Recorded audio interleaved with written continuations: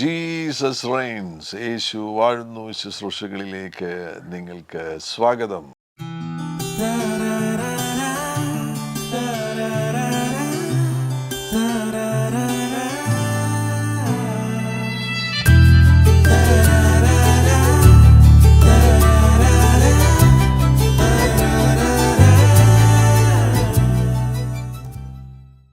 ഉണർവുകളുടെ ചരിത്രം. ഇന്ന് ഈ എപ്പിസോഡിൽ പഴയകാലങ്ങളിൽ നടന്ന, മുൻ വർഷങ്ങളിൽ നടന്ന, മുൻ നൂറ്റാണ്ടുകളിൽ നടന്ന ഉണർവുകളുടെ ചില ചരിത്ര രേഖകൾ പങ്കുവയ്ക്കുവാൻ വേണ്ടി ഞങ്ങൾ ശ്രമിക്കുകയാണ്. അപ്പോസ്തലപ്രവൃത്തി 2-ാമത്തെ അധ്യായം 17-ാമത്തെ വാക്യത്തിൽ, അന്ത്യകാലത്ത് ഞാൻ സകല ജഡത്തിന്മേലും എൻ്റെ ആത്മാവിനെ പകരും, നിങ്ങളുടെ പുത്രന്മാരും പുത്രിമാരും പ്രവചിക്കും, നിങ്ങളുടെ യൗവനക്കാർ ദർശനങ്ങൾ ദർശിക്കും, നിങ്ങളുടെ വൃദ്ധന്മാർ സ്വപ്നങ്ങൾ കാണും. അപ്പോസ്തലപ്രവൃത്തി 2-ാമത്തെ അധ്യായത്തിൽ ഇത് സംഭവിച്ചു. അപ്പോസ്തലപ്രവൃത്തി 10-ാമത്തെ അധ്യായത്തിൽ ഇത് സംഭവിച്ചു. അപ്പോസ്തലപ്രവൃത്തി 19-ാമത്തെ അധ്യായത്തിൽ ഇത് സംഭവിച്ചു.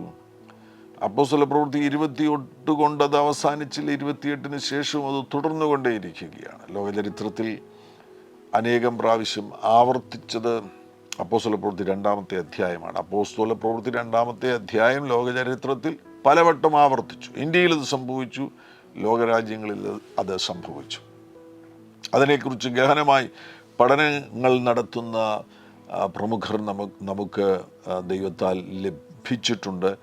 അത്തരത്തിലുള്ള ആ മേഖലയിൽ ചരിത്രം പഠിക്കുന്നവർ, നമുക്ക് ലോകത്തിൻ്റെ വിവിധ ഭാഗങ്ങളിൽ അങ്ങനെയുള്ള അഭിഷക്തർ നമുക്ക് കർത്താവ് നൽകി തന്നിട്ടുണ്ട്. എന്നോടൊപ്പം ഇന്ന് പ്രൊഫസർ ജോർജ് മനവറുകളുണ്ട്. എൻ്റെ കോബ്രദറാണ്. ഞങ്ങൾ സ്നേഹത്തോടെ ബിജു എന്ന് വിളിക്കുന്നു. കർത്താവിൻ്റെ ദാസൻ ജോർജ് മനവറുകളെ ഈ എപ്പിസോഡിലേക്ക് സ്വാഗതം ചെയ്യുന്നു. Thank you so much. കർത്താവിൻ്റെ ദാസന് തിയോളജിയിൽ MTH എടുക്കുകയും അതിൽ തന്നെ ഹിസ്റ്ററി എന്ന സബ്ജക്റ്റ്, ചർച്ച് ഹിസ്റ്ററി എന്ന സബ്ജക്റ്റ്, ആ സബ്ജക്റ്റിൽ ഗഹനമാകുന്ന പഠനം നടത്തുകയും ചെയ്യുന്ന ഒരു അഭിഷക്തനാണ്. ഡെറാഡൂണിലുള്ള, ഉത്തർപ്രദേശിലെ ഉത്തരാഖണ്ഡിലെ ഡെറാഡൂണിലുള്ള ന്യൂ തിയോളജിക്കൽ സെമിനാരിയിൽ, ബൈബിൾ കോളേജിൽ ഹിസ്റ്ററി പ്രൊഫസറായിട്ട് ഇപ്പോൾ സേവനമനുഷ്ഠിക്കുന്നു. അതോടൊന്നിച്ച് തന്നെ ആ കോളേജിൻ്റെ രജിസ്ട്രാറാണ്. വ്യത്യസ്തമാകുന്ന ഒരുപാട് ചുമതലകളുണ്ട്. മറ്റ് സ്ഥലങ്ങളിൽ പോയി വിശേഷിച്ചും ചർച്ച് ഹിസ്റ്ററിയുമായി ബന്ധപ്പെട്ട കാര്യങ്ങളിൽ മറ്റ് സ്ഥലങ്ങളിൽ, മറ്റ് ഇടങ്ങളിലുള്ളവരെയും സഹായിക്കുന്ന ഒരു അഭിഷക്തനാകുന്നു. ഞങ്ങളോടുകൂടെ ആയിരിക്കുന്നതിൽ വളരെ വളരെ സന്തോഷം. ഇതിനു മുന്നമേ ഞങ്ങളൊന്ന് സംസാരിച്ചപ്പോൾ ഉണർവുകളുടെ ചരിത്രത്തെക്കുറിച്ച് ചിന്തിക്കുന്നതായിരിക്കും നല്ലത് എന്ന് പറയുകയുണ്ടായി.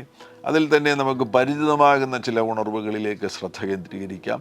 പ്രഥമമായിട്ട് പെന്തക്കോസ്റ്റൽ ചരിത്രവുമായി ബന്ധപ്പെട്ട് ഈ കഴിഞ്ഞുപോയ നൂറ്റാണ്ടുകളിൽ ഏറ്റവും പ്രധാനപ്പെട്ട ഒരു ഉണർവാണ് അസൂസ സ്ട്രീറ്റ് റിവൈവൽ എന്ന് പറയുന്നത്.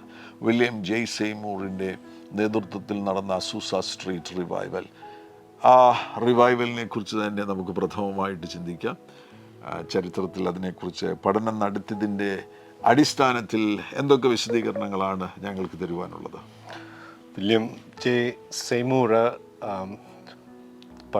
താൻ പഠിച്ചത് ഒരു ബഥേൽ ബൈബിൾ കോളേജ് എന്ന് പറയുന്ന ഒരു ട്രെയിനിങ് സെൻറ്ററിൽ, ചാൾസ് പാർഹാം നടത്തിയ ഒരു ട്രെയിനിങ് സെൻറ്ററിൽ താൻ ദൈവവചനത്തിൽ ഈ പരിശുദ്ധാത്മാഭിഷേകത്തിൻ്റെ പ്രാധാന്യത്തെക്കുറിച്ച് പഠിക്കുവാനിടയായത് വളരെ ഇൻട്രസ്റ്റിംഗ് ആണ്. എൻ്റെ സ്റ്റോറി ഫിൻചാൻ അതിനെപ്പറ്റി എനിക്കറിയാം. കാരണം അദ്ദേഹം അവിടെ ആ സമയങ്ങളിൽ സെഗ്രിഗേഷൻ ഉണ്ടായിരുന്നുകൊണ്ട് ഈ ബ്ലാക്ക് ബാക്ക്ഗ്രൗണ്ടിൽ നിന്നുള്ളതായ വില്യം സെയ്മൂറിന് ക്ലാസ് മുറിക്കകത്തിരുന്ന് പഠിക്കാൻ പറ്റത്തില്ലായിരുന്നു. വാതിൽ തുറന്നിട്ട് ചാൾസ് പാർഹാം പഠിപ്പിക്കുമ്പോൾ പുറത്തിരുന്ന് ഇത് വിഷയങ്ങൾ മനസ്സിലാക്കുകയും പഠിക്കുകയാണ് താൻ ചെയ്തത്. എന്നാൽ അത് വളരെ ശക്തമായിട്ട് ഇമ്പാക്റ്റ് ചെയ്യുകയും ലോസ് ആഞ്ചലസിലുള്ള ഒരു കോൺഗ്രിഗേഷൻ തന്നെ പോയിന്റ് ചെയ്ത് അവിടെയൊക്കെ കടന്നു ചെന്ന് അവിടെ ശുശ്രൂഷ ആരംഭിക്കുമ്പോൾ ഈ അപ്പോസ്തല പ്രവൃത്തി ആധാരമാക്കി അന്യഭാഷയുടെ വരത്തെക്കുറിച്ചും അതിൻ്റെ ഇമ്പോർട്ടൻസിനെ കുറിച്ചും താൻ പഠിപ്പിക്കുവാനായിട്ട് തുടങ്ങി. എന്നാൽ അത് ജനത്തിന് സ്വീകാര്യമായിരുന്നില്ല ഇനീഷ്യലി. എന്നാൽ താൻ തന്നെ ഈ ഒരു അനുഭവത്തിലേക്ക്, വളരെ ശക്തമായ അനുഭവത്തിൽ വരുന്നത് ഒരു ഭവനത്തിൻ്റെ അന്തരീക്ഷത്തിലുള്ള പ്രാർത്ഥനയിലാണ്. ആ എക്സ്പീരിയൻസ് കഴിഞ്ഞ് അസൂസ സ്ട്രീറ്റിൽ ഒരു വെയർ ഹൗസ് തുടങ്ങിയത് ഒരു വീട്ടിലാണ് അല്ലേ? അതെ, ഒരു വീട്ടു പ്രാർത്ഥനയിലാണ് ഇതെല്ലാം ആരംഭിക്കുന്നത്. അതെ. എന്നിട്ട് ആ വെയർ ഹൗസ്, അസൂസ സ്ട്രീറ്റിലുള്ള ഒരു വെയർ ഹൗസ് അവർക്ക് റെൻറ്റിന് എടുക്കേണ്ടതായിട്ട് വന്നു. ഈ റിവൈവൽ അത് വളരെ ശക്തമാകുകയും അതിൻ്റെ ഇമ്പാക്റ്റ് അമേരിക്കയിൽ വളരെ മാത്രം ലിമിറ്റഡ് ആയില്ല, അത് ലോകവ്യാപകമായി തീരുവാനുണ്ട് ഇടയായി. ഏത് സമയത്തായിരുന്നു, ഏത് വർഷമായിരുന്നു 1904 തൊട്ടാണ് റിവൈവലിൻ്റെ ആരംഭം. ഈ ചാൾസ് പാർഹാമിൻ്റെ ബൈബിൾ കോളേജിൽ 1901 ഈ എക്സ്പീരിയൻസ് ആദ്യമായിട്ടുണ്ടാകുന്നത്. അത് ആഗ്നസ് ഓസ്മാൻ എന്ന് പറയുന്ന ഒരു യുവതിയാണ് അന്ന് വാച്ച് നൈറ്റ് സർവീസിലുള്ള എക്സ്പീരിയൻസിൽ ആത്മാവിൽ നിറയപ്പെടുകയും അന്യഭാഷകളിൽ സംസാരിക്കുവാനും ഇടയായത്. അതിൻ്റെ കണക്ഷൻ ഈ ചാൾസ് പാർഹാമിൻ്റെ ബൈബിൾ ട്രെയിനിങ് സെൻറ്ററിൽ പഠിച്ചിട്ടാണ് വില്യം സെയ്മൂർ കാലിഫോർണിയയിൽ കടന്നു ചെന്നതും അങ്ങനെ ആ റിവൈവലിൻ്റെ ദൈവം ശക്തമായിട്ട് എടുത്തുപയോഗിക്കുവാനിടയായി. ആ റിവൈവലിൽ മറ്റൊരു പ്രത്യേകത യൂണിറ്റി ഓഫ് ദ ബിലീവേഴ്സ്. ഇവർ വൈറ്റ്സ് ഉണ്ടായിരുന്നു, ബ്ലാക്സ് ഉണ്ടായിരുന്നു, ഹിസ്പാനിക്സ് ഉണ്ടായിരുന്നു. ഇവരെല്ലാവരും യുണൈറ്റഡ് ആയിരുന്നു. അതുമാത്രമല്ല ലീഡർഷിപ്പും യുണൈറ്റഡ് ആയിരുന്നു. അപ്പോൾ ആ സമയത്ത് യഥാർത്ഥത്തിൽ ഈ കറുത്ത വർഗ്ഗക്കാരും വെളുത്ത വർഗ്ഗക്കാരും ഒന്നിച്ച് പ്രവർത്തിക്കാൻ ബുദ്ധിമുട്ടുള്ളൊരു സമയമാണ്. അതെ, ആ സമയത്ത് ഉണർവ് സംഭവിച്ചു കഴിഞ്ഞപ്പോൾ ഇവർ തമ്മിൽ അങ്ങ് യോജിച്ചു. The blood of Jesus Christ wash the colour boundaries. അതുപോലെ തന്നെ പുരുഷന്മാരും സ്ത്രീകളും ഒരുപോലെ ദൈവം ഉപയോഗിക്കാൻ തുടങ്ങി. അതുകൊണ്ട് ഈ ഉണർവിൽ സ്ത്രീകൾക്കും ഒരു ഇമ്പോർട്ടൻ്റ് റോൾ ഉണ്ടായിരുന്നു. അതിനു മുൻകാലങ്ങളിൽ അത് അത്രത്തോളം സ്ത്രീകൾക്ക് ശുശ്രൂഷയിൽ പങ്കാളിത്തം ലഭിക്കുമായിരുന്നില്ല. അതെ, അതെ. ഈ വന്ന ജനമെല്ലാം സ്ത്രീകളും പുരുഷന്മാരും ഒരുപോലെ പരിശുദ്ധാത്മാവിനാൽ നിറഞ്ഞു. It was A great experience for കടന്നു വന്ന കൂടുതൽ ആളുകളും ഇത് കാണുവാനായിട്ട്, വിറ്റ്നസ് ചെയ്യാനായിട്ട് വന്നവരാണ്. പക്ഷേ അതിനകത്ത് ലാർജ് നമ്പർ, മെജോറിറ്റി ഓഫ് ആളുകൾ അതിൻ്റെ ഭാഗമായി മാറി. അവർ അത് എക്സ്പീരിയൻസ് ചെയ്ത് കഴിഞ്ഞപ്പോൾ അവർ ഇതിൻ്റെ സാക്ഷികളായിട്ട് ലോകത്തിൻ്റെ വിവിധ ഭാഗങ്ങളിലേക്ക് പോകുവാനായിട്ട് ഇടയായി. അതുപോലെ അവർ പലപ്പോഴും ഐഡൻറ്റിഫൈ ചെയ്യാൻ ശ്രമിച്ചത് ഏത് ഭാഷയുടെ പരമാണ് ലഭിച്ചതെന്നൊക്കെ അവർ ഐഡൻറ്റിഫൈ ചെയ്യാൻ ശ്രമിച്ചു. മിഷൻ ടങ്സ് എന്ന് പറയും. അതെ, അതെ. ആദ്യം പറയുന്നത് അവരുടെ മിഷണറി പ്ലേസ് ആണ്. സോ ആ സ്ഥലങ്ങൾ ഐഡൻറ്റിഫൈ ചെയ്ത് അവിടെയൊക്കെ കടന്നു പോകുവാനും അവിടെ പോയി പ്രവർത്തിക്കുവാനും അവർ എല്ലാം ത്യജിക്കുന്ന ഒരു സാഹചര്യത്തിലേക്ക് വന്നത്. They willing to give up everything. അവർക്ക് ഉണ്ടാകാമായിരുന്ന കംഫർട്ട് സോൺസ് എല്ലാം വിട്ടിട്ട് വളരെ ബുദ്ധിമുട്ടുള്ള സ്ഥലങ്ങളിലേക്ക് അവർ ഈ ഗിഫ്റ്റ് അവർക്ക് മിഷന് വേണ്ടി ലഭിച്ച ഗിഫ്റ്റാണെന്ന് ഐഡൻറ്റിഫൈ ചെയ്തുകൊണ്ട് ആ ഒരു പീപ്പിൾ ഗ്രൂപ്പിനെ റീച്ച് ഔട്ട് ചെയ്യാൻ, ആ ഭാഷ സംസാരിക്കുന്നവരുടെ ഇടയിൽ പോയി പ്രവർത്തിപ്പാൻ, അവരുടെ ജീവിതം തന്നെ അതിനു വേണ്ടി സമർപ്പിക്കാനായിട്ട് അവർ തയ്യാറായി. അത് തന്നെ. ആ സമയത്ത് അവർ ഇന്ത്യയിൽ വരിക, അല്ലെങ്കിൽ ശ്രീലങ്കയിൽ പോകുക, അതേപോലുള്ള തേർഡ് വേൾഡ് കൺട്രിയിൽ പോകുക എന്ന് പറയുന്നത് ഒരു നിസ്സാര കാര്യമല്ല. അതെ, എല്ലാം ത്യജിച്ചെങ്കിലേ ഒക്കെ ഉള്ളൂ. പിന്നീട് യാത്ര, അന്നത്തെ കാലത്ത് വിമാനയാത്രയില്ലല്ലോ, ഒരു കപ്പലിൽ യാത്ര ചെയ്യണം. എത്ര മാസങ്ങൾ എടുക്കുന്നതാണ്. ആൻഡ് അത് മാത്രമല്ല, most of the time it was A one way trip. തിരിച്ചു പോകാനൊക്കെ തിരിച്ചു പോകാൻ പറ്റുമോ എന്ന് ഉറപ്പില്ല. സോ ഗുഡ് ഫാമിലിയോടും എല്ലാവരോടും യാത്ര പറഞ്ഞാണ് പോകുന്നത്. അത്ഭുതകരം. ഈ അസുസ സ്ട്രീറ്റ് റിവൈവലിലെ ചില വിശേഷതകൾ, പ്രധാനപ്പെട്ട ചില വിശേഷതകൾ ഒന്ന് പറയാമോ?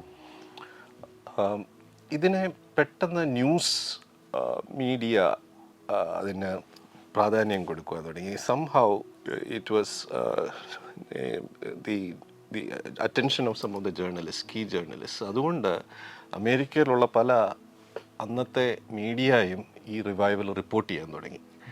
അതുകൊണ്ട് വളരെ പെട്ടെന്ന് പബ്ലിസിറ്റി കിട്ടി, അമേരിക്കയിൽ പബ്ലിസിറ്റി കിട്ടി. ആൻഡ് അമേരിക്കയിലുള്ള ഈ ഡിഫറെൻറ്റ് ഡിനോമിനേഷൻസിൻ്റെ മിഷൻ ഏജൻസികളിൽ വർക്ക് ചെയ്തിരുന്ന ആളുകൾ അത് കാണുവാനായിട്ട് കടന്നു വന്നു. അങ്ങനെ അവരവിടെ വന്ന് ഈ അനുഭവം ആയി കഴിഞ്ഞപ്പോൾ ഇവർ പെൻറ്റിക്കോസ്റ്റൽ മിഷണറീസായി മാറി. ഇവർ അവരുടെ ഏജൻസീസിൻ്റെ മിഷണറീസായിട്ട് വർക്ക് ചെയ്തിരുന്ന സ്ഥലത്തേക്ക് പിന്നീട് തിരിച്ചു പോകുന്നത് ഈ പെൻറ്റിക്കോസ്റ്റ് എക്സ്പീരിയൻസും കൂടെ ഏറ്റെടുത്തുകൊണ്ടാണ്. ചിലരൊക്കെ അന്നേരം അവരുടെ ഒറിജിനൽ ഡിനോമിനേഷണൽ കണക്ഷൻ പോലും വിട്ടുകളഞ്ഞ് ഇൻഡിപെൻഡൻറ്റ് പെൻറ്റിക്കോസ്റ്റൽ മിഷണറീസായി മാറി.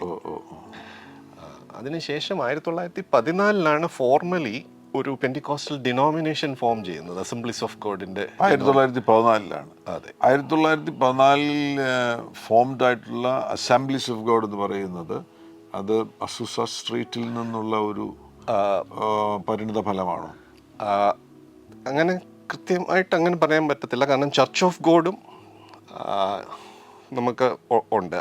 സോ ചർച്ച് ഓഫ് ഗോഡും ഫോം ചെയ്തു. ഈ അസൂസ സ്ട്രീറ്റ് റിവൈവലിൻ്റെ ഒരു ആ യൂണിറ്റി പതുക്കെ കുറയുവാനായിട്ട് തുടങ്ങി. 1909 റിവൈവലും അവിടെയുള്ള ഉണർവ്. അതെ, പക്ഷെ മറ്റു പലയിടങ്ങളിലും ഇതിന്റെ ഫലമായിട്ടുള്ള ഉണർവുകൾ വീണ്ടും വീണ്ടും ഇങ്ങനെ സംഭവിച്ചുകൊണ്ടേയിരുന്നു. അതെ. സോ അസൂസ സ്ട്രീറ്റ് റിവൈവൽ തന്നെ അതിൻ്റെ ആ യൂണിറ്റി ബ്രേക്കപ്പ് ആകുന്ന പോലെ ആവുകയും വൈറ്റ്സ് ആണ് മെയിൻലി അസംബ്ലീസ് ഓഫ് ഗോഡ് എന്ന് പറയുന്ന ഡിനോമിനേഷൻ ഉണ്ടാക്കിയത്. So it was primarily the others who form the church of God. ഇതൊക്കെ സ്ട്രക്ചർ ഫോം ചെയ്യേണ്ട നീഡ് വന്നപ്പോഴാണ് കോൺസ്റ്റിറ്റ്യൂഷനും അങ്ങനെയൊക്കെ ഉണ്ടായത്. വൈറ്റ്സ് അങ്ങനെ നമുക്ക് പറയാനൊക്കെ ഇല്ലെങ്കിൽ പോലും ലീഡർഷിപ്പിൽ നമുക്കൊരു അസംബ്ലീസ് ഓഫ് ഗോഡും ബ്ലാക്ക്സ് കൂടുതൽ ചർച്ച് ഓഫ് ഗോഡുമായി ഒരു രീതിയിലാണ്. അപ്പോൾ രണ്ട് പ്രധാനപ്പെട്ട ഡിനോമിനേഷൻസ്, പെന്റക്കോസ്റ്റൽ ഡിനോമിനേഷൻസ് അസൂസ സ്ട്രീറ്റിൽ നിന്ന് വന്നു എന്ന് നമുക്ക് അങ്ങനെ ഒരു നിഗമനത്തിൽ എത്തിച്ചേരാൻ കഴിയത്തില്ല. എന്നാലും നമുക്ക് പറയാം, പൊതുവിൽ ഒരു ജനറൽ സ്റ്റേറ്റ്മെന്റ് ആയിട്ട് വേണമെങ്കിൽ നമുക്ക് പറയാനൊക്കെ. പെന്റിക്കോസ്റ്റൽ ക്ലാസിക്കൽ പെന്റിക്കോസ്റ്റൽ മൂവ്മെന്റ് എല്ലാം ഒറിജിൻ അസൂസ സ്ട്രീറ്റ് റിവൈവലിലേക്കാണ് പോകുന്നത്, ട്രേസ് ചെയ്യാൻ പറ്റും. ശരി. അതിനു മുന്നമേ അങ്ങനൊരു കൂട്ടം ഇല്ല. ഹോളിനെസ് ഗ്രൂപ്പ് ഉണ്ട്, പ്ലിമത്ത് ബ്രദറൻസ് ഉണ്ട്, മറ്റ് എപ്പിസ്കോപ്പൽ ഗ്രൂപ്പ്സ് എല്ലാം ഉണ്ട്. പക്ഷേ ഈ ഒരു ഇന്ന് കാണുന്ന Pentecostal churches, assemblies of God, church of God, മറ്റ് പല രാജ്യങ്ങളിലും ഇന്ത്യയിലൊക്കെയുള്ള പെന്റക്കോസ്റ്റൽ ഗ്രൂപ്പ്സിൻ്റെ റൂട്ടിലേക്ക് പോവുകയാണെങ്കിൽ അസൂസ സ്ട്രീറ്റ് റിവൈവലാണ്. അതെ, അവിടെ വെച്ചാണ് ആളുകൾ പരിശുദ്ധാത്മാവിനാൽ നിറഞ്ഞ് നമ്മുടെ ഈ അടുത്ത നൂറ്റാണ്ടുകളിൽ ആളുകൾ അന്യഭാഷകളിൽ സംസാരിക്കാൻ, ആഗ്നസ് ഓസ്മാൻ ഉണ്ട് ഓഫ് കോഴ്സ്, അതിനുശേഷം. അപ്പോൾ അതുകൊണ്ട് തന്നെയാണ് ഈ ചാൾസ് ഫോക്സ് ഫെറാമിനെ ഒരു ഫാദർ ഓഫ് പെന്റക്കോസ്റ്റ് എന്ന് വിളിക്കുന്നത്. അദ്ദേഹമാണല്ലോ ഇതിൻ്റെ തുടക്കക്കാരൻ. അതിനെ മോഡേൺ പെന്റിക്കോസ്റ്റൽ മൂവ്മെന്റിന്റെ ഒറിജിൻ നമുക്ക് 20th സെഞ്ചുറിയുടെ ഈ ബിഗിനിങ്ങിലേക്ക് ട്രേസ് ചെയ്യാം. പക്ഷെ നമുക്ക് ഒരിക്കലും പെന്റിക്കോസ്റ്റ് നിന്നു പോയതായിട്ടും പറയാനൊക്കെ കണ്ടിന്യൂസ് ആണിത്. അതെ, there is a continuity as far as the Pentecostal experience is concerned. So ഈ അനുഭവം അതൊന്ന് ചോദിക്കേണ്ടത്. ഇപ്പം നമ്മളിപ്പോൾ ഇരുണ്ട കാലഘട്ടം എന്ന് പറയുന്നുണ്ടല്ലോ, ആ ഇരുണ്ട കാലഘട്ടത്തിൽ ഈ പെന്റക്കോസ്റ്റൽ എക്സ്പീരിയൻസസ് ഞാൻ പറയുന്നത് ഈ അന്യഭാഷയിൽ സംസാരിക്കുക എന്നുള്ളതൊരു വളരെ പ്രധാനപ്പെട്ട ഒരു എക്സ്പീരിയൻസ് ആണല്ലോ. ആക്ട്സ് ചാപ്റ്റർ 2 അത് തുടരുന്നതായിട്ട് ചരിത്രരേഖകളുണ്ടോ? അതിൻ്റെ 1-2 സെഞ്ചുറി കഴിയുമ്പോഴത്തേക്ക് ഈ സ്ക്രിപ്ചർ കാനൺ കംപ്ലീറ്റ് ആവുന്നതോടുകൂടെ ചിലർ ഇൻസിസ്റ്റ് ചെയ്തു ഈ വചനത്തിന് ഇമ്പോർട്ടൻസ് കൊടുക്കുന്നതുകൊണ്ട് മറ്റ് എക്സ്പീരിയൻസസിനധികം ഇമ്പോർട്ടൻസ് കൊടുക്കണ്ട. സോ എക്സ്പീരിയൻഷ്യൽ ആയിട്ടുള്ള കാര്യങ്ങളെക്കാട്ടിലും റിട്ടൺ ആയിട്ടുള്ള കാര്യങ്ങൾ മാത്രം ഫോളോ ചെയ്യുക. സോ അവിടെയാണ് ആ ഒരു ഡൈക്കോട്ടമി വരുന്നത്. experience and word. Word is the foundation. Yeah, of course. Word is the foundation. There is no doubt about that. അതേസമയം വേർഡിനകത്ത് പറഞ്ഞിരിക്കുന്ന കാര്യങ്ങൾ അതിന് തുടർച്ചയുണ്ട്, അതിന് കണ്ടിന്യൂറ്റി ഉണ്ട്. അന്നേരം അതിനെ നെഗേറ്റ് ചെയ്യുന്ന ചില ടീച്ചിങ്സ് വരുവാനായിട്ട് ഇടയായി. അതാണ് സെസേഷനിസം പഠിപ്പിക്കുന്നത്. അത് സെസേഷനിസം കുറച്ചൊന്ന് എക്സ്പ്ലെയിൻ ചെയ്യാം. അതായത് ബൈബിൾ കാനൺ കംപ്ലീറ്റ് ആയതോടുകൂടെ പരിശുദ്ധാത്മാവിൻ്റെ പ്രവൃത്തി നിന്നു എന്ന് പഠിപ്പിക്കുന്നതാണ് സെസേഷനിസം. സോ ബൈബിളിൻ്റെ ഇത് മാത്രം ഫോളോ ചെയ്താൽ മതി, letter of the word. So spirit വർക്കിനെ അത് ഡൈല്യൂട്ട് ചെയ്യുകയും അതിനെ കുറച്ച് കാണിക്കുവാനായിട്ട് ശ്രമിക്കും. ഒരു വർഷം എക്സ്ട്രീമിൽ പോയി അതില്ല എന്ന് തന്നെ പറയുന്ന പൊസിഷനിലേക്ക് വന്നു. ആ ഒരു സ്ട്രീം ഓഫ് തിങ്കിങ്ങും മറ്റൊരു എക്സ്ട്രീമിൽ ഈ എക്സ്പീരിയൻസ് മാത്രം മതി എന്ന് പറയുന്ന ഒരു എക്സ്ട്രീമും വന്നു. അവിടെ ആ സമയത്ത് തന്നെ ഉണ്ടോ? അവിടെ പറ്റിയ പാളിച്ച ആ സമയത്ത് തന്നെ വചനത്തിന്റെ ഇമ്പോർട്ടൻസ് ഇല്ലാതാക്കി. അല്ല, ഈ വചനം നമുക്ക് അല്ലെങ്കിൽ ന്യൂ ടെസ്റ്റമെന്റ് രൂപപ്പെട്ടതിന് ശേഷം ഇങ്ങനെ ആ എക്സ്ട്രീം ഉണ്ടായിരുന്നു. എക്സ്ട്രീംസ് നമുക്ക് കാണുവാനായിട്ട് കഴിയുന്നുണ്ട്. ഞാൻ അതിനെ പലപ്പോഴും ചരിത്രത്തിൽ ഒരു പെൻഡുലം ഇഫക്റ്റ് ആയിട്ട് നമുക്ക് കാണുവാനായിട്ട് സാധിക്കും. ഒരു എക്സ്ട്രീമിലേക്ക് പോകുമ്പോൾ മറ്റൊരു പുള്ള് മറ്റേ സൈഡിൽ നിന്ന് വരും. സോ വചനത്തിൻ്റെ ആധികാരികതയെ കുറച്ച് കാണിച്ചുകൊണ്ട് I am getting special revelation എന്ന് ക്ലെയിം ചെയ്യുന്ന ലീഡേഴ്സ് ഉണ്ടായി 2ാമത്തെ സെഞ്ച്വറി തൊട്ട്. സീക്രട്ട് റെവലേഷൻ കിട്ടുന്നുണ്ട്, സ്പെഷ്യൽ റെവലേഷൻ ലഭിക്കുന്നുണ്ട്, ഞാൻ പറയുന്നത് അനുസരിക്കുക എന്നുള്ള പഠിപ്പീര്. അങ്ങനെ ഉള്ള മൊണ്ടാനിസ്റ്റ് ഗ്രൂപ്പ്സ് ഓക്കെ ആ എക്സ്ട്രീമിലേക്ക് ചിലർ അതിനകത്ത് പോയി. അന്നേരമാണ് മറ്റൊരു സൈഡിൽ അതിനെ പുൾ ബാക്ക് ചെയ്യാനായിട്ട് ശ്രമിക്കുന്നത്, സ്ക്രിപ്ചറിലേക്ക് തിരിച്ചു കൊണ്ടുവരാനായിട്ട്. ആ ബാലൻസ് ആണ് important. There is the right balance of the scripture and the experience of the spirit. ഇത് അങ്ങോട്ടും പോകാം, സ്ക്രിപ്ചർ രണ്ട് എക്സ്ട്രീമിലേക്കും പോകാം. അപ്പോൾ നമുക്ക് വീണ്ടും ഇന്ത്യയിലേക്ക് വരാം. ഇന്ത്യയിൽ നടന്ന ഈ ഉണർവുകൾ, പ്രത്യേകിച്ചും 19th സെഞ്ച്വറിയിലും 20th സെഞ്ച്വറിയിലും ഒക്കെ നടന്ന ഉണർവുകൾ, ആ ഉണർവുകളിൽ ശ്രദ്ധേയമാകുന്ന 1-2 ഉണർവുകളെ കുറിച്ച് പറയാമോ? ആക്ച്വലി ഈ അസൂസ സ്ട്രീറ്റ് റിവൈവലിന് തൊട്ട് മുമ്പായിട്ട് സൗത്ത് ഇന്ത്യയിൽ ഉണർവുണ്ടായിട്ടുണ്ട്. നമ്മുടെ കേരളത്തിലെ ആ ഉണർവിന് മുമ്പ് തമിഴ്നാട് തിരുനെൽവേലി ഏരിയയിൽ 1860 അപ്പോൾ അത് അസൂസയ്ക്ക് ഏകദേശം 40-45 വർഷങ്ങൾക്ക് മുന്നേ. ജോൺ ക്രിസ്ത്യൻ അരുളപ്പൻ എന്ന് പറയുന്ന CMSലെ ഒരു മിഷണറി ആയിരുന്നു. അദ്ദേഹത്തിൻ്റെ പ്രവർത്തന മുഖാന്തരമായിട്ട് ശക്തമായ ഉണർവ് തിരുനെൽവേലി ഭാഗത്ത് ഈ വരദാനങ്ങളോടുകൂടി അന്യഭാഷയുടെ ഗിഫ്റ്റും മിറക്കിൾസ്, ഹീലിംഗ്, അതിൻ്റെ ഒരു ആഫ്റ്റർ ഇഫക്റ്റ് എന്തായിരുന്നെന്ന് വെച്ചാൽ വളരെ ശക്തമായ പാപബോധം, repentance and confession and change of life, അത് കാണുവാനായിട്ട് നമുക്ക് സാധിക്കും. ആ ഒരു റിവൈവൽ തിരുനെൽവേലിയിൽ ഏകദേശം 5 വർഷത്തോളം വളരെ ശക്തമായിട്ട് നിന്ന ചരിത്ര രേഖകൾ ചൂണ്ടിക്കാണി. അല്ല, അതിൻ്റെ നല്ല ഫലങ്ങൾ നമുക്ക് ഇപ്പോഴും തിരുനെൽവേലി കാണാൻ കഴിയുന്നുണ്ട്. ഒരുപാട് ശുശ്രൂഷകന്മാർ തിരുനെൽവേലിയിൽ നിന്ന് എഴുന്നേറ്റിട്ടുണ്ട്. മാത്രമല്ല ഒരുപാട് മിഷൻസ് തിരുനെൽവേലിയിൽ കേന്ദ്രീകരിച്ചുണ്ട് എന്ന് നമുക്കിപ്പോഴും കാണാൻ കഴിയുന്നുണ്ട്. അപ്പോൾ ഈ ദേവദാസൻ അരുളപ്പൻ അവറുകളുടെ നേതൃത്വത്തിൽ നടന്ന, ദൈവം അദ്ദേഹത്തെ ഉപയോഗിച്ചപ്പോൾ നടന്ന ഉണർവിൽ ആളുകൾ അന്യഭാഷ സംസാരിച്ചിട്ടുണ്ടോ? ഉണ്ട്. അതിനെപ്പറ്റി അങ്ങനെ വരുന്നുണ്ട്. അസൂസയ്ക്ക് മുന്നമേ തന്നെ ഇന്ത്യയിൽ ആളുകൾ അന്യഭാഷയിൽ സംസാരിച്ചിരുന്നു. We are not negating that this stopped at all. Acts chapter 2 മുതൽ ഇങ്ങനെ തുടർന്നുകൊണ്ടേയിരിക്കുകയാണ്. പക്ഷേ നമുക്ക് പ്രത്യക്ഷത്തിൽ ഒരുപാട് അറിയപ്പെടുന്ന നിലയിൽ കാര്യങ്ങൾ ആദ്യമായിട്ട് സംഭവിക്കുന്നത് അസൂസയിലാണ്.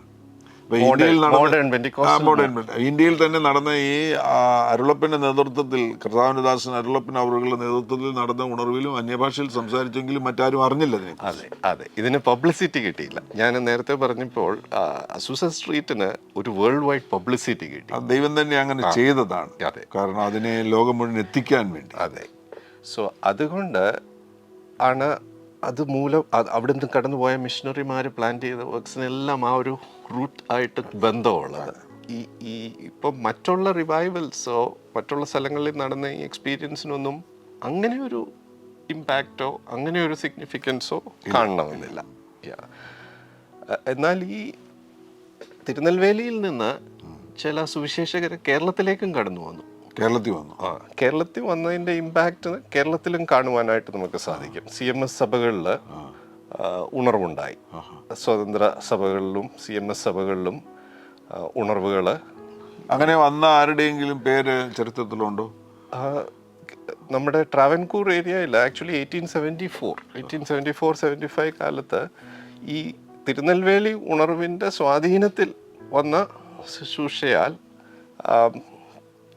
ആളുകൾ പ്രവചനവരം, ദൈവാനുഭവം, പ്രത്യേകമായിട്ടൊരു പാപബോധം, അത് മലയാളി ക്രിസ്ത്യൻ സമൂഹത്തിൽ അതിൻ്റെ ഒരു കണ്ടിന്യൂവേഷനാണ് നമുക്ക് ഈ കേരളത്തിലെ പ്രാരംഭ ഉണർവ് പ്രസംഗകരും അവരുമായിട്ടൊരു കണക്ഷൻ ഉണ്ടായിരുന്നു. ഈ തിരുനെൽവേലിയിൽ നിന്ന് കടന്നു വന്ന മിനിസ്ട്രി ചെയ്ത ആളുകളുമായിട്ടൊരു കണക്ഷൻ ഉണ്ടായിരുന്നു. എനിക്ക് അതിൻ്റെ രേഖകൾ ചെക്ക് ചെയ്താൽ 1860 സംഭവിക്കുന്നത് തിരുനെൽവേലിയിൽ. 74-75 കാലത്ത് ട്രാവൻകൂർ ഏരിയയിലേക്ക് തിരുനെൽവേലിയിൽ നിന്നുള്ള ശുശ്രൂഷകർ വന്ന് പ്രവർത്തിച്ചിട്ടുണ്ട്. മറ്റൊരു അതേപോലെ ശ്രദ്ധേയമാകുന്ന ഉണർവ് വേറെ ഏതാണ്? ഇന്ത്യയിൽ പിന്നെ മുക്തി മിഷൻ ആണല്ലോ നമുക്ക് വളരെ സുപരിചിതമായ ഒരു 1900-കളിലാണ്. അതെ, 1905 ഏകദേശം ഇതേ അസൂസയിൽ നടക്കുന്ന അതേ സമയത്ത്. അതെ, 1900. അത് അവിടെ എന്താണ് യഥാർത്ഥത്തിൽ സംഭവിച്ചത്? മുക്തി മിഷൻ മഹാരാഷ്ട്രയിലെ പൂനെയിലെ കേടുകാവ്. അതെ, പണ്ഡിത രമാബായിയുടെ ഹോമിലെ കുട്ടികൾ അവര് അന്യഭാഷയിൽ സംസാരിക്കുവാനായിട്ട് ആ എക്സ്പീരിയൻസ് അവർക്കുണ്ടാകുവാനായിട്ടിടയായി. സോ അതിൻ്റെ ഇമ്പാക്റ്റും നമുക്ക് കേദ്ഗാവിൽ മാത്രം ലിമിറ്റഡ് ആയിരുന്നില്ല, പല സ്ഥലങ്ങളിലേക്ക് വന്നെത്തിയില്ല. ഞാൻ അതിനകത്ത് വായിച്ച ഒരു കാര്യം എൻ്റെ വീക്കായിട്ടുള്ള മെമ്മറിയിൽ, ഈ ഫാമിൻ ഉണ്ടായപ്പം അതിൻ്റെ റിസൾട്ട് കൊണ്ട് ലേറ്റർ ഈ കുഞ്ഞുങ്ങൾ പലയിടത്ത് സ്കാറ്റേർഡായി. ആ എക്സ്പീരിയൻസ് ഈ സ്കാറ്റേർഡ് ആയ സ്ഥലങ്ങളിലും ഷെയർ ചെയ്യുവാനും അതുമൂലമായിട്ട് പല സ്ഥലങ്ങളിൽ പെന്റിക്കോസ്റ്റൽ എക്സ്പീരിയൻസ് വീണ്ടും ഉണ്ടാകുവാനായിട്ട് ഇടയായെന്ന് ഞാൻ വായിച്ചിട്ടുണ്ട്. ഓക്കെ. ഇപ്പോൾ പണ്ഡിത രമാഭായിയുടെ അവിടെ നടന്ന ഉണർവ്, തിരുനെൽവേലിയിൽ നടന്ന ഉണർവ്, ഇതൊക്കെയാണ് ഇന്ത്യയിൽ നടന്ന ആ സമയങ്ങളിൽ നടന്ന ശ്രദ്ധേയമാകുന്ന ഉണർവുകൾ. നോർത്ത് ഈസ്റ്റ് ഇന്ത്യയിൽ ഖാസി ജൈന്തിയ ഹിൽസിൽ ഒരു ഉണർവ് നടക്കുവാനായിട്ടിടയായി. അതും ഈ കാലഘട്ടത്തിൽ തന്നെ 1905 ആണ് ഖാസി ജൈന്തിയ പ്രദേശത്തുണ്ടായത്. 1900-ന്റെ അതെ. അതും അവിടെയും ആളുകൾ അന്യഭാഷകളിൽ അന്യഭാഷയിൽ സംസാരിച്ചിരുന്നു. അതെ. അപ്പം എന്നാൽ പിന്നീട് ആ ഭാഗങ്ങളൊന്നും ഇപ്പം ഈ പണ്ഡിത രമാഭായിയുടെ ശുശ്രൂഷകളിലും തുടർന്നത് നിലനിൽക്കുന്നില്ല. കാരണം അവരുടെ ചർച്ചകളൊന്നും ഇന്നത്തെ ആ ചർച്ചകളുടെ തുടർച്ച ഇപ്പോഴും ഉണ്ടെന്നാണ് എനിക്കറിയാൻ കഴിയുന്നത്. ആ ചർച്ചകളൊന്നും അന്യഭാഷയിൽ സംസാരിക്കുന്ന പരിശുദ്ധാത്മാവിൻ്റെ നിറവിൽ അതിലെ എൻകറേജ് ചെയ്യുന്നില്ല. ഈ ഖാസി ഭാഗങ്ങളിൽ നടന്ന ഉണർവും പിൽക്കാലത്ത് അവിടെ അന്യഭാഷയിൽ സംസാരിക്കുന്നത് നമുക്ക് കാണാൻ കഴിയുന്നില്ല. അവിടെയുള്ള ചർച്ചകളെല്ലാം ലൈക്ക് ഇവാഞ്ചലിക്കൽ ചർച്ചസ് ലൈക്ക് പ്രസിബിറ്റേറിയൻസും ബാപ്റ്റിസ്റ്റ് ചർച്ചുകളും അങ്ങനെയുള്ള ചർച്ചുകളാണല്ലോ അവിടെ സ്ഥാപിതമായത്. ഈ ഖാസി ഉണർവ് നടക്കുന്ന അതേ സമയം തന്നെയായിരിക്കും ഗാരോ ഹിൽസിലും ഉണർവുകൾ നടക്കുന്നത്. മേഘാലയയിൽ തന്നെ ഖാസീസും ഉണ്ടല്ലോ, ഗാരോസും ഉണ്ട്. ആ ഗാരോസിൻ്റെ ഇടയിലും ഏതാണ്ട് ആ സമയത്ത് തന്നെയാണ് ഉണർവുകൾ നടക്കുന്നത്. അങ്ങനെ നോർത്ത് ഈസ്റ്റിൽ ഒരു ചലനമുണ്ട്. പിന്നെ നാഗാലാൻഡിൽ നടക്കുന്ന ഉണർവും അതോടൊന്ന് തന്നെ മിസോറാമിൽ നടക്കുന്ന ചലനം, അതൊക്കെ അതിനെ ഫോളോ ചെയ്തുള്ള അങ്ങനെ ഒരു വലിയ മാറ്റം ആ നോർത്ത് ഈസ്റ്റിൽ പല സംസ്ഥാനങ്ങളിലും ഉണ്ടായി. അതെ. ഇനിയും ഈ ദിവസങ്ങളിൽ നമുക്ക് വിശ്വസിക്കാൻ കർത്താവ് വീണ്ടും ഒരു വലിയ ഔട്ട് പോറിങ്ങിനെ അയക്കും വിവിധ സ്ഥലങ്ങളിൽ. ഇതെല്ലാം ഒരു ആ കർത്താവിൻ്റെ ഏറ്റവും അവസാനത്തെ ഒരു ഈ ഭൂമിയിൽ ഉണ്ടാകാൻ പോകുന്ന വലിയ മാറ്റങ്ങളുടെ ഒരു ലാസ്റ്റ് നീക്കമെന്ന് നമുക്ക് വിശ്വസിക്കാൻ കഴിയും. കർത്താവാകുന്ന യേശു ക്രിസ്തുവിൻ്റെ മടങ്ങിവരവ് വേഗത്തിൽ സംഭവിക്കും. അതിനു മുന്നമേയുള്ള ഒരു എൻഡ് ടൈം റിവൈവലിൻ്റെ ഭാഗമെന്ന് നമുക്ക് വിശ്വസിക്കാം. വ്യത്യസ്ത കാര്യങ്ങൾ ലോകത്തിൽ സംഭവിക്കുന്നുണ്ട്, അനുകൂലവും പ്രതികൂലവുമാകുന്ന കാര്യങ്ങളൊക്കെ സംഭവിക്കുന്നുണ്ട്. എന്നാൽ യേശു ക്രിസ്തുവിൻ്റെ മടങ്ങിവരവിന് മുന്നമേ ഒരു വലിയ ഉണർവ് സംഭവിക്കും. ആ ഉണർവിനിൽ ഇപ്പോൾ തന്നെ ഇത് സംഭവിച്ചുകൊണ്ടിരിക്കുകയാണ്. ഈ കഴിഞ്ഞുപോയ നാളുകളിൽ ഒന്നും കണ്ടിട്ടില്ലാത്തൊരു ചലനം ഉണ്ടാകുമെന്ന് നമുക്ക് വിശ്വസിക്കാം. വേണമെങ്കിൽ നമുക്കതിനെ ഒരു മൂന്നാം പെന്തിക്കോസ്ത് എന്ന് തന്നെ വിളിക്കാം. ഒന്നാം പെന്തിക്കോസ്ത് അപ്പോസ്തലപ്രവൃത്തി 2 രണ്ടാം പെന്തിക്കോസ്തിനെ വേണമെങ്കിൽ നമുക്ക് അസൂസ സ്ട്രീറ്റ് റിവൈവൽ രണ്ടാം പെന്തിക്കോസ് എന്ന് വിളിക്കുവാൻ കഴിയും. അങ്ങനെയെങ്കിൽ ഇനി നടക്കാൻ പോകുന്ന, ഇപ്പോൾ നടന്നുകൊണ്ടിരിക്കുന്ന ചലനത്തെ, ലോകവ്യാപകമായി നടന്നുകൊണ്ടിരിക്കുന്ന ചലനത്തെ ഒരു മൂന്നാം പെന്തിക്കോസ്ത് എന്നും നമുക്ക് വിളിക്കുവാൻ കഴിയും. കർത്താവിൻ്റെ ദാസൻ പ്രൊഫസർ ജോർജ് ഉമ്മൻ അവറുകൾ നമ്മുടെ കൂടെ ഉണ്ടായിരുന്നത് വലിയൊരു അനുഗ്രഹമാണ്. കാരണം തിയോളജിയിൽ പോസ്റ്റ് ഗ്രാജുവേഷനും ഒരു ഇന്ത്യയിലെ തന്നെ വളരെ പ്രധാനപ്പെട്ട ഒരു ബൈബിൾ കോളേജിലെ പ്രൊഫസറുമായിരിക്കുന്ന ദൈവദാസൻ ഉണർവുകളെക്കുറിച്ചുള്ള പഠനങ്ങൾ ഗഹനമായി നടത്തിയിരിക്കുന്നു എന്നുള്ളത് ഞങ്ങളെപ്പോലെയുള്ള ഈ മേഖലയിൽ ജനത്തിൻ്റെ നടുവിൽ ആയിരിക്കുന്ന ശുശ്രൂഷകളുമായി ബന്ധപ്പെട്ടായിരിക്കുന്ന ഞങ്ങളെപ്പോലെയുള്ള ദൈവദാസന്മാർക്ക് വലിയ ഉത്സാഹം നൽകുന്നതാണ്. അഭിഷക്തർ വിവിധ നിലകളിൽ കർത്താവ് പ്ലേസ് ചെയ്തിരിക്കുന്നു. തിയോളജിയുമായി ബന്ധപ്പെട്ട് ഗഹനമായി പഠനം നടത്തുന്ന മേഖലയിലും പരിശുദ്ധാത്മാവിൻ്റെ പ്രവൃത്തികളോട് വളരെ യോജിച്ചു പോകുന്ന അഭിഷക്തരെ ദൈവം ആക്കിയിരിക്കുന്നത് വളരെ ഉത്സാഹവും ഹൃദയത്തിൽ വളരെ സജീവതയും നൽകുന്നൊരു കാര്യമാണ്. നിങ്ങൾ ഇങ്ങനെയുള്ള ബൈബിൾ സ്കൂളുകൾക്ക് വേണ്ടി പ്രാർത്ഥിക്കണം, അഭിഷക്തർക്ക് വേണ്ടി പ്രാർത്ഥിക്കണം. പ്രത്യേകിച്ചും നോർത്ത് ഇന്ത്യയിലുള്ള ബൈബിൾ സ്കൂളുകൾക്ക് വേണ്ടി പ്രത്യേകം പ്രാർത്ഥിക്കുക. അവിടെ നിന്ന് പുറത്തു വരുന്ന വിദ്യാർത്ഥികൾ വലിയ ഉണർവുകളുടെ നടുവിൽ കർത്താവരെ നിർത്തട്ടെ. ഞങ്ങളോട് ഈ എപ്പിസോഡ് കാണുവാൻ ചേർന്ന് വന്നതിന് പ്രത്യേകമായ അഭിനന്ദനം അറിയിക്കുന്നു. ഒരു വാക്ക് ഞങ്ങൾ പ്രാർത്ഥിക്കുന്നു. പരിശുദ്ധ പിതാവേ, യേശു ക്രിസ്തുവിൻ നാമത്തിൽ ആമേൻ. ഞങ്ങൾ ഒരുമിച്ച് പ്രാർത്ഥിക്കുന്നു. കർത്താവിൻ്റെ ദാസൻ പ്രൊഫസർ ജോർജ് ഉമ്മൻ അവറുകൾ തന്നെ ഒരു വാക്ക് പ്രാർത്ഥിക്കുമോ ജനത്തിന് വേണ്ടി? പ്രാർത്ഥിക്കാം. ഓ ലോർഡ്, കാരുണ്യവാനും ചിത്തനുമായ ഞങ്ങളുടെ സ്വർഗീയ പിതാവേ, അവിടുത്തെ മക്കളായ ഞങ്ങൾക്ക് കർത്താവേ, അങ്ങയുടെ സന്നിധിയിൽ അങ്ങയുടെ മുഖത്തേക്ക് നോക്കുവാൻ തന്നിരിക്കുന്ന നല്ല അവസരത്തിനായി അങ്ങേ സ്തുതിക്കുന്നു, സ്തോത്രം ചെയ്യുന്നു. കർത്താവേ, അങ്ങ് തലമുറയായി ഞങ്ങളുടെ ദൈവമാണ്. അങ്ങയുടെ പ്രവർത്തനം കർത്താവെ, ആത്മാവിൻ്റെ പ്രവർത്തനം കർത്താവെ അനുഭവിപ്പാൻ ഞങ്ങൾക്ക് തന്നിരിക്കുന്ന വലിയ ഭാഗ്യത്തിനായി അങ്ങ് സ്തുതിക്കുന്നു, സ്തോത്രം ചെയ്യുന്നു. അങ്ങ് ഞങ്ങളെ മക്കളാക്കി അവകാശികളാക്കി തീർത്തു. അങ്ങയുടെ ആത്മാവിനാൽ നിറച്ചു. ആ വലിയ കൃപയ്ക്കായി അനുഗ്രഹത്തിനായി അങ്ങ് സ്തുതിക്കുന്നു, സ്തോത്രം ചെയ്യുന്നു. കർത്താവെ, ഞങ്ങളെ കേൾക്കുന്ന പ്രിയപ്പെട്ടവർക്കായി ഞങ്ങൾ അങ്ങയെ സ്തുതിക്കുന്നു, മഹത്വപ്പെടുത്തുന്നു. കർത്താവെ, ഓരോരുത്തരുടെയും ആവശ്യങ്ങൾ അറിഞ്ഞ കർത്താവ് അവരുടെ ജീവിതത്തിൽ പ്രവർത്തിക്കുമാറാകണമേ എന്ന് പ്രാർത്ഥിക്കുന്നു. അങ്ങയുടെ ആത്മാവിൻ്റെ സാന്നിധ്യം, പ്രവർത്തനം ഓരോ ജീവിതങ്ങളും അനുഭവിപ്പാൻ കർത്താവ് ഇടയാക്കുമാറാകണമേ. വിവിധ ആവശ്യങ്ങളിലിരിക്കുന്നവരെ കർത്താവ് സഹായിക്കണമേ എന്ന് പ്രാർത്ഥിക്കുന്നു. ദൈവമേ, സ്തോത്രം. അങ്ങയുടെ കരങ്ങളിൽ ഞങ്ങൾ എല്ലാ വിഷയങ്ങളും സ്തോത്രത്തോടെ മാനവും മഹത്വം അങ്ങേക്ക് തരുന്നു. യേശുവിൻ നാമത്തിൽ അപേക്ഷിക്കുന്നു, ദയവുണ്ടായി കേൾക്കണമേ. ആമേൻ, ആമേൻ, ഹല്ലേലൂയ. പ്രത്യേക അഭിനന്ദനങ്ങൾ. ഈ സന്ദേശം നിങ്ങൾ മറ്റുള്ളവരുമായിട്ട് പങ്കുവയ്ക്കണം. ഈ ചാനൽ ഇതുവരെയും സബ്സ്ക്രൈബ് ചെയ്തിട്ടില്ല എങ്കിൽ സബ്സ്ക്രൈബ് ചെയ്യുവാൻ വിനയപരിശ്രമം അർപ്പിക്കുന്ന കർത്താവാകുന്ന യേശു നിങ്ങളുടെ കൂടെ ഇരിക്കട്ടെ. God bless you. ആമേൻ.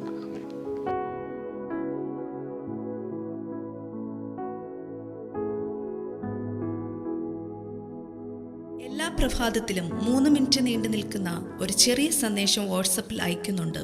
നിങ്ങൾക്കത് ലഭിക്കണമെന്ന ആഗ്രഹമുണ്ടെങ്കിൽ സ്ക്രീനിൽ കാണുന്ന നമ്പറിൽ ഒരു മെസ്സേജ് അയയ്ക്കുക. ഞങ്ങളുടെ ഓൺലൈൻ റേഡിയോ ആയ ജീസസ് റൈൻസ് റേഡിയോയുടെ ആപ്പ് ഇതുവരെയും ഡൗൺലോഡ് ചെയ്തിട്ടില്ല എങ്കിൽ പ്ലേ സ്റ്റോറിലും ആപ്പ് സ്റ്റോറിലും ലഭ്യമാണ്. ജീസസ് റൈൻസ് റേഡിയോ എന്ന് ടൈപ്പ് ചെയ്ത ശേഷം സെർച്ച് ചെയ്യുക. ആപ്പ് നിങ്ങൾ ഇപ്പോൾ തന്നെ ഡൗൺലോഡ് ചെയ്താലും. എല്ലാ പ്രഭാതത്തിലും 4 മണിക്ക് ടങ്സ് പ്രെയർ ഉണ്ടായിരിക്കുന്നതാണ്. നിങ്ങളുടെ ആത്മീയ വർധനവിനായി ദയവായി സൂമിൽ ജോയിൻ ചെയ്താലും. മീറ്റിംഗ് ID സ്ക്രീനിൽ നിങ്ങൾക്ക് ലഭ്യമാണ്. അതോടൊപ്പം തന്നെ എല്ലാ ബുധനാഴ്ചയും രാത്രി 10 മുതൽ 1 മണി വരെ നൈറ്റ് പ്രെയർ ഉണ്ടായിരിക്കുന്നതാണ്. നമുക്ക് ഒരുമിച്ച് രാജ്യങ്ങൾക്ക് വേണ്ടി പ്രാർത്ഥിക്കാം. ദയവായി സൂമിൽ ജോയിൻ ചെയ്താലും. ഈ യൂട്യൂബ് ചാനൽ നിങ്ങൾ ഇതുവരെയും സബ്സ്ക്രൈബ് ചെയ്തിട്ടില്ല എങ്കിൽ ഇപ്പോൾ തന്നെ സബ്സ്ക്രൈബ് ചെയ്യുക. ശേഷം ബെൽ ബട്ടൺ അമർത്താൻ മറക്കല്ലേ. ഈ സന്ദേശം മറ്റുള്ളവരിലേക്ക് അനുഗ്രഹമാകാൻ ഷെയർ ചെയ്താലും. കർത്താവ് നിങ്ങളെ ധാരാളമായി അനുഗ്രഹിക്കട്ടെ.